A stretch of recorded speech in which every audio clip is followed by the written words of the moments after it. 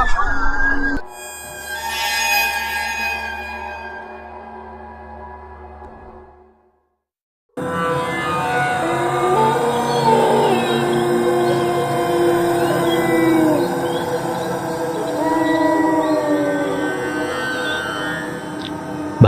ស្តីអ្នកគ្នាបាទស្វាគមន៍មកកាន់ Super Show ហ្នឹងហើយអញ្ចឹងគឺយើងវិលត្រឡប់មកជួបគ្នាម្ដងទៀតជាមួយនឹងកម្មវិធី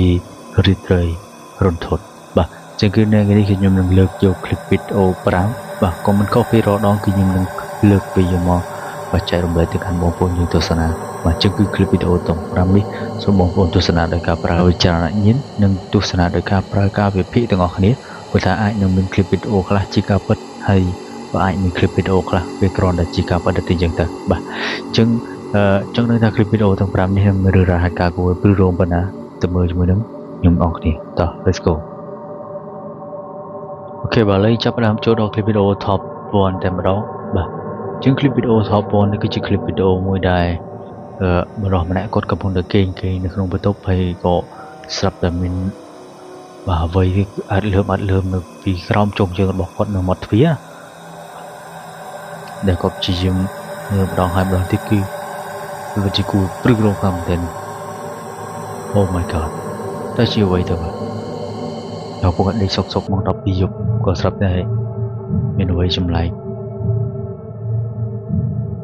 អើតលើមនៅកន្លែងជាទ្វារហ្នឹង Oh my god what is this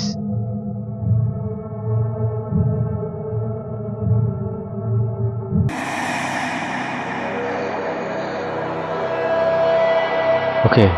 ឡូវចាប់តាមចូលដល់ clip video top 2 វិញម្ដងបាទយើង clip video top 2 នេះគឺជា clip video ដ៏ចម្លែកមួយដែរដែលខណៈដែលពេលដែលគាត់កំពុងតែជិះតាមផ្លូវក៏ស្រាប់តែឃើញស្ត្រីម្នាក់បដើរសំយងក្បាលមកទម្លាក់សក់ចុះមកក្រោមហើយផ្លូវនោះគឺស្ងាត់មែនទែនតែថាមានតែគាត់គួរជិះតាមផ្លូវនោះហើយស្ត្រីម្នាក់ដើរយ៉ាងចម្លែកឥឡូវយើងទៅមើល clip video នោះពេញតែម្ដង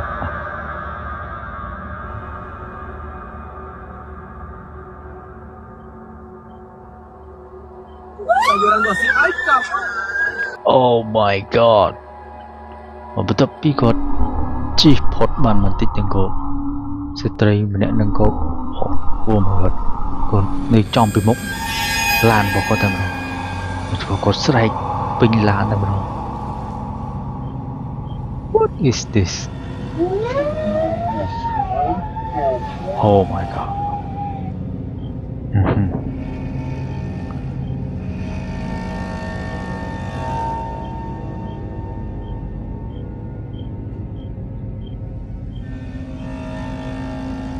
បាទឥឡូវចាប់ផ្ដើមចូលដល់ clip video top 3បាទអញ្ចឹង clip video top 3នេះក៏ជា clip video មួយដ៏ចម្លែកដែរបរិះវាយពីរនាក់គាត់បានចូលទៅក្នុងផ្ទះគេបានបោះបង់ចោលណាបាទគាត់ស្រាប់ពេលគាត់ចូលទៅហ្នឹងគឺជួបជាមួយនឹងមនុស្សលោកគាត់ស្រស់តែម្ដងបាទ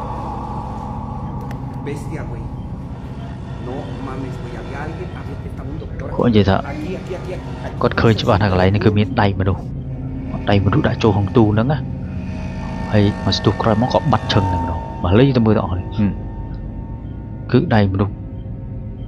ពាក់កដាលអត់មានឃើញក្បាលទេឃើញតែត្រឹមខ្លួនហើយចូលមកក្រោមក៏មិនតែឃើញច្បាស់មែនទេមកត្រង់កន្លែងនេះហើយគាត់ក៏បានស្រែកឆ្លេឆ្លាមិត្តភក្តិគាត់មកជុំវិញ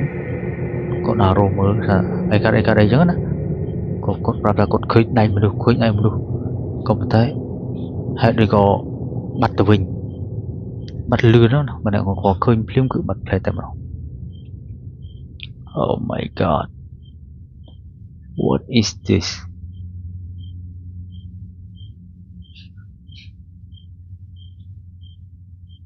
អត់បញ្ជាគួរព្រឺរោមខ្លាំងមែនតើបាទខ្ញុំមើលត្រង់កន្លែងនេះអត់ឃើញទេឥឡូវចាប់ដល់ចូលដល់ clip video top 4បាទជាង clip video top 4នេះក៏ជា clip video ដែល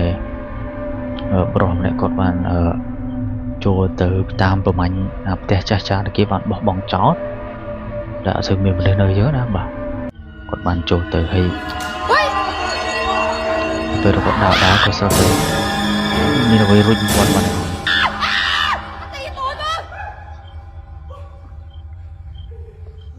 អូ my god ហើយត្រង់ចំណុចកន្លែងនេះបាទក៏ថតជាប់នៅស្ត្រីម្នាក់ដែរឃើញតែមួយផ្លែទេបាទឃើញតែមួយផ្លែแล้วក៏បានបាត់ទៅវិញនៅក្នុងផ្ទះមួយហ្នឹងហើយបរិសម្នាក់ហ្នឹងក៏ភ័យសឹងតែកាំងបេះដូងណាតែគាត់ឃើញ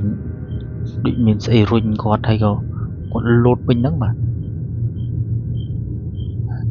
ហើយស្រាប់តែលេចឡើងនៅស្ត្រីម្នាក់ដែរដូចជាកាន់ដបងវិញហ្នឹងឯងបាទកាន់ដបងវាយគាត់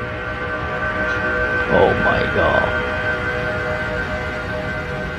បាទឥឡូវចាប់ផ្ដើមចូលដល់ clip video top 5មកជា clip video ចុងក្រោយបាទហើយនេះក៏ជា clip video មួយបាទថតបានដោយកាមេរ៉ាសុវត្ថិភាពគឺក្មេងប្រុសម្នាក់គាត់អាសាដួលសន្លប់កន្លែងហ្នឹងអញ្ចឹងហើយម្ដាយឪពុករបស់គាត់ក៏ចាប់ផ្ដើមដាក់កាមេរ៉ានៅក្នុង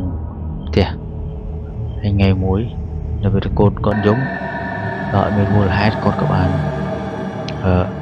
មើលកាមេរ៉ាក៏ឃើញថាខ្លួនរបស់គាត់គឺពិតជាមានអ្វីមកធ្វើបាបមានអមរវិញយ៉ាងបាទធ្វើបាបកូនរបស់គាត់ជាលើកគ្នាឲ្យទម្លាក់ចូលមកក្រោមអញ្ចឹងបងប្អូនមកមើលត្រង់កន្លែងនេះលើកគាត់ទម្លាក់មកទៅហឹងនឹងរង